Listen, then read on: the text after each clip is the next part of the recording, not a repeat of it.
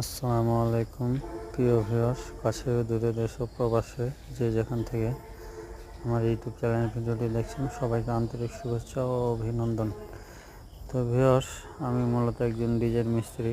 আমি ডিজাইনের কাজগুলো কন্ট্রাক্ট নিয়ে করে থাকি। তো আমি এই যে দেখতে পাচ্ছেন, এই বাড়িটি বেশ কিছুদিন আগে করছিলাম। এখন এই যে দেখেন রং করা হয়েছে। রং করার পরে বিল্ডিংটা কি সুন্দর দেখা যাচ্ছে। এই কাজটি করছি